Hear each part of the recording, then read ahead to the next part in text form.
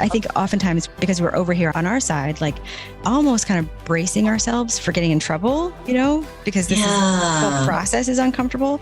It's really easy to go to that dark place. I've done something wrong. I've pissed her off. I've annoyed her. She hates me now. But just remember, that's not what's happening on the other side. Welcome to the Smart Gets Paid podcast with me, Leah Niederthal. I help women land higher paying clients in their independent consulting businesses, but I've never been a salesperson. My background is in corporate marketing, and when I started my first consulting business, I learned pretty quickly that it's about 1,000 times harder to sell your own stuff than it is to sell someone else's. So I taught myself how to do it, and I created the sales approach that I now share with my clients, so they can feel more comfortable in the sales process, get more of the right clients, and get paid way more for every client contract. So whether your client contracts are $5,000, $100,000, or more, if you want to work with more of the clients you love, do more of the work you love, and get paid more than you ever thought you could, then you're in the right place. Let's do it together. Thanks for tuning in, and don't forget to rate, review, and share. Hey there, thanks for joining me. I hope that wherever you are listening to this, I hope you're having a good week, making some good progress in your business, and also taking some time for yourself. So it's getting to be winter, and we are definitely feeling it here in Brooklyn. I feel like overnight, winter just started. We had this beautiful fall. We live right near Prospect Park, which is the central park of Brooklyn. And so we got to see the leaves changing, and it was just gorgeous. And now, overnight, we are firmly into winter, especially if the signs are any indication. And in New York, you can mark the change of the seasons by the change of the coats that people are wearing. You have light jacket season, maybe a vest mixed in there, to just full on heavier coat season. And then when it gets really, really cold, sometime in, January, February, you start to bring out the big guns, and you really start to see these long, puffy, warm coats emerge. So I don't know. It's kind of interesting to watch. Maybe this is the same where you are, maybe not. But last year we were living out on Long Island in kind of a rural area that has a lot of vineyards and, just a lot of agriculture. And there we marked the seasons by what was going on in the fields nearby. You have the grape harvest, and then the leaves fall off the grapes, and then they're just these withered grapevines, and all the other fields that are out there that have been plowed and cleared and whatnot. So that's how we marked the seasons out there.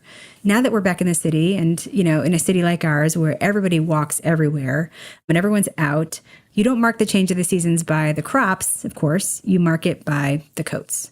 So I hope wherever you are staying warm and enjoying the start of winter also. All right, let's get into the episode, shall we? So in this episode, I'm talking to a woman who does high-level organizational development and strategy consulting for nonprofits.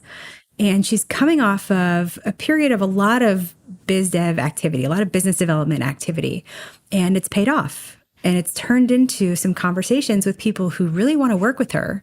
But as she's getting into these conversations with these potential clients, she's running into some issues that she doesn't quite know how to navigate.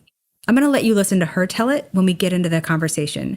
But suffice it to say, if you've ever gotten off a call or gotten off a Zoom, or, you've had a meeting with a potential client and you've just felt I just totally botched it. That did not go the way I wanted, and I really sort of screwed up.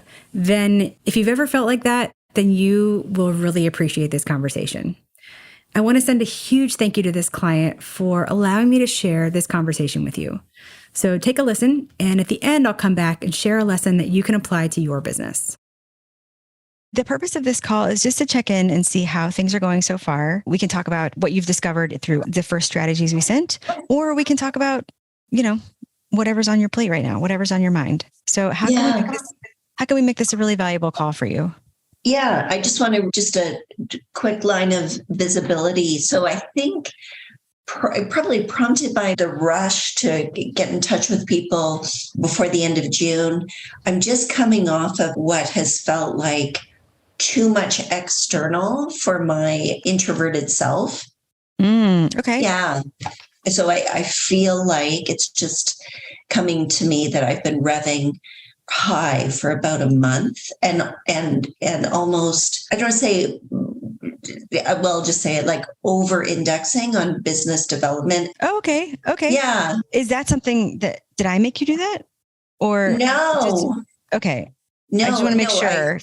I think it was the enthusiasm, and it was the confluence of a few things. People were accepting my invites, and it was me feeling, I want to really kind of do it while it's hot. And I think I pushed hard for me. So I've just been feeling the last few days like I want to kind of come home to the nest, and similarly of getting into my business and the client work. I also want to get into the academy. Mm-hmm. Yeah. Mm-hmm. So I think those two things. What does that make you think? I think it's really, you're clearly in tune and tapped into how are you feeling? Right. And that's a really nice, just a nice way to be, just for you to be able to say, listen, I've gone hard and I need to take a break. I need to focus on other things. I need to sort of replenish. It's a really nice internal compass. So let's help you do that. And, also I think that there will always be this, a dance, between how much internal and how much external. A lot of times people come to me because they've only been focused on internal and they don't want to do any external, and they haven't done it. And that's the part that scares them. And, you've done this big push. And so now it's really more about settling in, Nice. Yeah. Oh, so, I like that. I like the essence of that. Yeah. So, it's not like you're going to wash your hands of it and say, okay, I've done my business development for the year or whatever. You just did, you did a little bit of a surge, and now we get to decide, when you sort of come home to the nest, like you said, what does that look like and where are you going to focus? And how can we weave in little things that you can do on a regular basis so that you keep things going, right? Mm-hmm. Mm-hmm. All right. Great. So tell me what you've been up to. What's been part of this big push? Yeah. So, like lots of coffees, lots of strategic, I'm going to accept an invitation to this political event because I might see this person here. So really being intentional about making moves, talking with people. They're reaching out to me about postings, and also, I still want to meet with them and respond that, I'm not looking to go in-house anywhere, but, I can offer, C-suite expertise in coaching, guiding, and some rolling up my sleeves, a couple of proposals. I had one, I've had two kind of stumbles. One was an organization and it was inbound. And I was just so moved by what she does. It's a production, and I had actually seen the production. So I was pretty high on my emotions around it. We had an initial discovery call. She signaled to me, I might not be able to, I have no idea what you charge. I have no idea if I can afford you. And I just sideswiped it. I just led with, I want to do this work. This is me giving back. And but yet I still, by the time I got around to doing a proposal, that kind of quest to do this kind of just for the free that reduced. And anyways, and I said to my husband, I said, when I first learned this approach of bring up money early to make sure you're on the same page, I said it surprised me. I wasn't convinced. Then I did it with this contract that it just closed for 6 months. I saw it in action. And this one with the first group, I didn't, for emotional reasons. And so I ended that feeling just kind of frustrated and emotional language, like disappointed in myself. Yeah. And then I had another prospect who 1 month ago said that she wanted to move quickly to bring me in on a retainer for 1 year. And would be for strategy work. And, I've known her for quite a while. She's hot and cold, hot and cold, hot and cold. And I really thought, okay, we're going to close this. And then she went cold. She went cold. We were supposed to meet yesterday.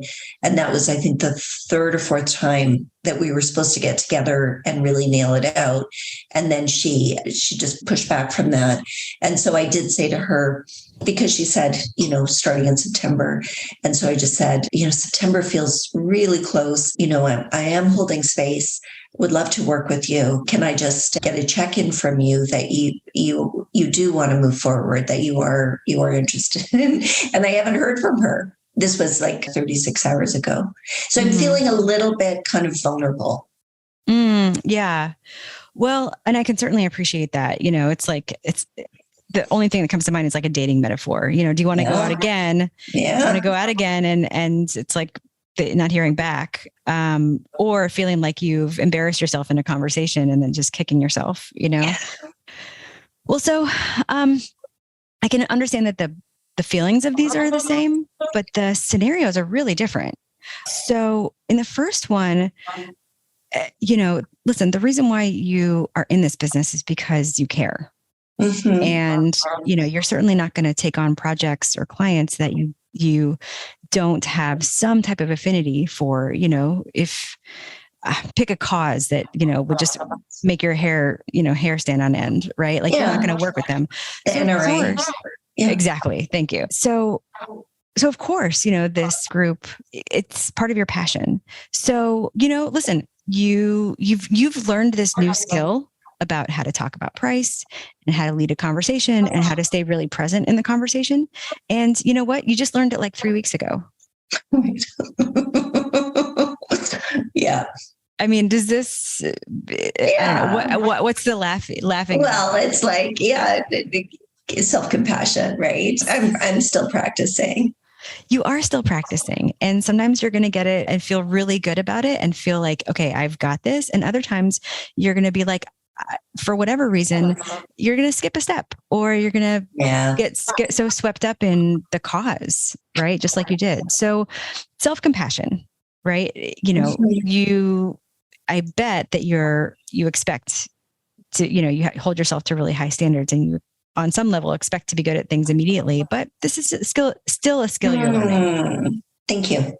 All right. It's never too late to have the conversation around money. You can always go back if it sounds like, their process is a little, perhaps not clear, but you can always go back later and say, listen, I was just thinking about our conversation, which of course signals that you care. I was thinking about our conversation. I just have some outstanding questions. Would love to run them by you. Can we find 20 minutes? Nice. So it's never too late. So you haven't killed that deal. Mm-hmm. On this woman who, is hot and cold, I think you did the exact right thing. Her lack of communication. Yes, really? Absolutely. Her lack of communication this is very much a her problem. And it's just indicative of something going on that we don't have visibility into. Maybe she really wants your help, but can't afford you right now. Maybe I bet we can come up with a million reasons. Yeah. Maybe she's very interested in moving forward, but her board members are giving her a hard time. Maybe she wants to move forward, but she has an aging parent that she has to deal with. Right. We just will never know. So all you can do is say, listen, I'm in this if you're in this, but I'm running a business, right? I would like to reserve time for you because my time must be reserved. Right? Are we doing this or not? Mm-hmm. Back to the dating. Yeah. Exactly. So I also wouldn't take her silence as you've done something wrong. To me, just based on what you've shared so far, it seems like it's consistent with like her shtick. Mm-hmm. Mm-hmm. Which again has nothing to do with you. And I've seen her move so freaking fast. She brought on a C-suite fundraiser, and the person was dismissed after 31 days. She emailed, this was back in maybe May. She emailed me, can I talk to you? So sure, we got on a, like, I didn't know why, but we got on a call.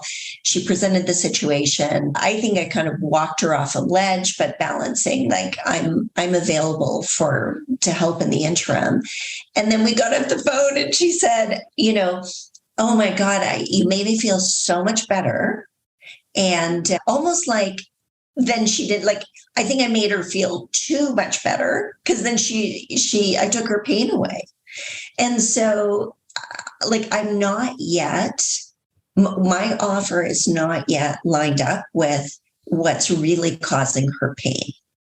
She's not there yet. Well, and also what I'm hearing is you've been giving her guidance without her paying for it. Yeah. And so that really, I think in her mind, if she can get that, going back to a very terrible dating metaphor, it's like, why buy the cow if you can get the milk for free, right? Which is like probably something our grandmothers said to us.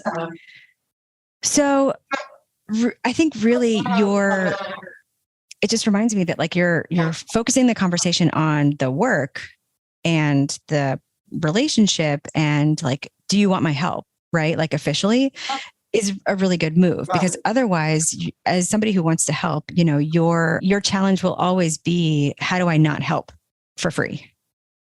Right. Yeah. And so you really have to resist the urge to solve the problem.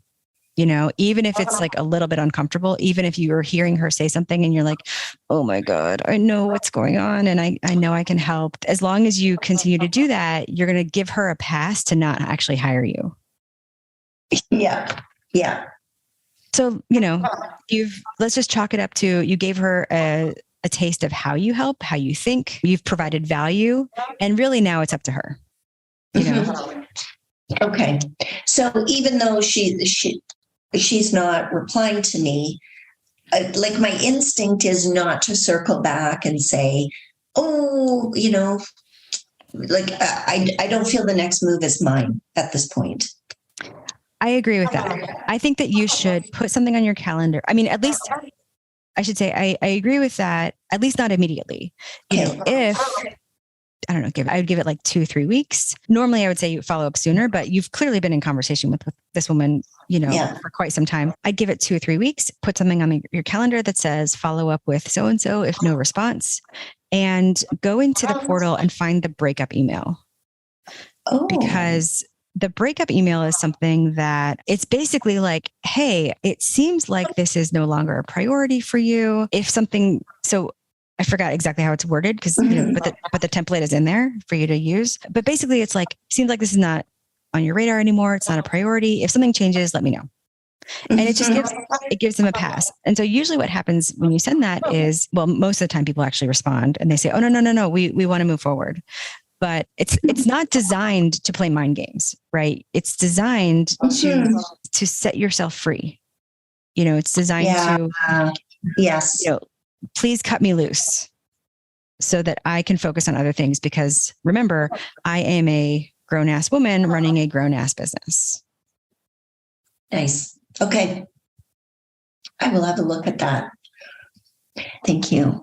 I really appreciate, I think particularly the hot and cold. I think that was one that I needed some perspective. Yeah. Yeah. And, listen, unless you really do send an email that's like terrible and offensive and something like just egregious, then, you haven't done anything wrong. Yeah. And I think oftentimes because over here on our side, like almost kind of bracing ourselves for getting in trouble, because this whole process is uncomfortable. It's really easy to go to that dark place. I've done something wrong. I've pissed her off. I've annoyed her. She hates me now. But just remember, that's not what's happening on the other side. People just are living their own lives and doing their own thing. And sometimes it just takes a little bit of waiting on our side. Yeah. Yeah. All right. Okay. Thank you, Leah. You are so welcome. So I feel like we've all gotten off a call with a potential client or even a potential employer or partner or, romantic partner and been like, oh, like I totally screwed up. And with potential clients, it can be around, maybe I didn't talk about my work in a very compelling way, or I didn't talk about the value of my work, or, I forgot to say this thing or ask these questions, or, what I hear often is like, we didn't really leave it with any clear next steps, except, they said, we'll get back to you. And it can feel like you just kind of botched it, right? And the truth is, you probably could have done it better, right? And we have tools that we share with our clients for that. But everything is savable. It just takes practice. It actually reminds me of something I saw a few weeks ago. It was like a meme or whatever that went like this. It said, "I'm deeply disgusted to discover that in order to get good at a thing, I have to do it badly first," which is like also the story of my life. I'm a recovering perfectionist, and I spent years either not doing things or quitting things quickly because I wasn't immediately good at them. But that's a story for another episode. But I want to just sort of zoom out a bit and put this conversation into a broader context in the sales process. Because my conversation with this client is such an important reminder that to get a client, to take somebody who is interested in you to actually having them sign on the dotted line requires an actual sales process. Like, even if you're talking to somebody who's totally warm, like they came to you through word of mouth or a referral, or even if you knew them, like it still takes an actual sales process to help them, get to the end and go from being a potential client to an actual client. It takes conversations and maybe several conversations and really knowing how to move things forward. And actually, a lot of women tell me that they get clients through word of mouth or through referrals. And yes, word of mouth and referrals are the best types of clients. But what's interesting about that statement of, I get clients through word of mouth or through referrals is that actually you don't get clients through word of mouth. You get leads through word of mouth, right? That's how people like walk in the door, so to speak. You get clients by guiding those potential clients who came your way through a sales process, some type of sales process to help them say yes. Now, with word of mouth and referral leads, the sales process, it's usually a little smoother or shorter. So it feels like you barely had to sell, but you actually did do something to get them from that first contact to saying yes. So this conversation with my client is a good reminder that it's never really a sure thing. Just because somebody knows you and they're warm, it's not a sure thing that they'll say yes or, say yes on the timeline that you want and the timeline that works for your business. And I just want to draw this distinction because I don't want the assumption that word of mouth or, another way we'd call that is just a warm lead. I don't want the assumption that that's going to be a slam dunk to keep you from learning the skills to actually help them say yes and really be more in control of that process. Because when you do have those skills, you can make sure that anyone and everyone who comes your way, you know how to help them say yes. And that's how you start to break through from where you are in your business to that next revenue level in your consulting business.